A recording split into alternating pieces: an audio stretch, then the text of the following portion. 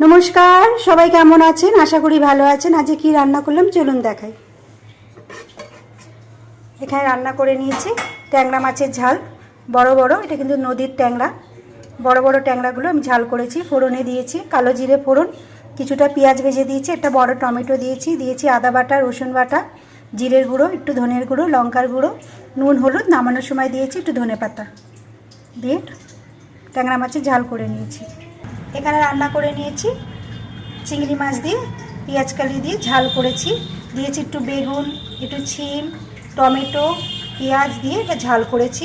ফোড়নে দিয়েছি কালো জিরে ফোড়ন, পেঁয়াজ ভেজে দিয়েছি, একটু রসুন বাটা দিয়েছি, একটু আদা বাটা দিয়েছি, আর একটু জিরের গুঁড়ো দিয়েছি, লঙ্কা আজকে আমি কাঁচা লঙ্কা দিয়েছি, টমেটো দিয়েছি, দিয়ে চিংড়ি মাছ দিয়ে একটু চচ্চড়ি টাইপের করে নিয়েছি।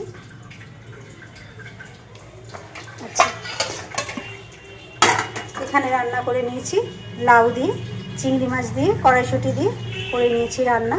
এখানে ফোড়নে দিয়েছি 5 ফোড়ন, শুকনো লঙ্কা ফোড়ন, তেজপাতা ফোড়ন, দিয়েছি একটু জিরের গুঁড়ো, নুন, হলুদ, নামানোর সময় দিয়েছি ধনেপাতা, একটু মিষ্টি দিয়ে লাউ চিংড়ি করে নিয়েছি।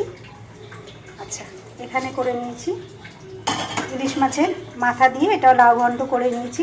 এখানেও ফোড়ন দিয়েছি কালো জিরে, শুকনো লঙ্কা, তেজপাতা দিয়েছি, দিয়ে একটু জিরের গুঁড়ো দিয়ে নুন, হলুদ, নামানোর সময় একটু মিষ্টি দিয়েছি। এখানে কিন্তু আমি ধনেপাতা ব্যবহার করিনি, যেহেতু ইলিশ মাছের মাথা দিয়েছি, দিয়ে এটা ঘন্ট করে নিয়েছি।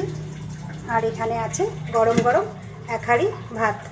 ব্যাস, তাহলে আজ এই পর্যন্তই। এখানে আছে পেঁয়াজ কলি দিয়ে চচ্চড়ি, চিংড়ি মাছ দিয়ে, বেগুন দিয়ে, শিম দিয়ে, আর এখানে আছে ট্যাংরা মাছের ঝাল, এখানে আছে ইলিশ মাছের মাথা দিয়ে লাউ ঘন্ট, চিংড়ি মাছ দিয়েও লাউ ঘন্ট। ব্যাস, সবাই ভালো থাকবেন, সুস্থ থাকবেন, আবার সবার সঙ্গে পরে দেখা হবে।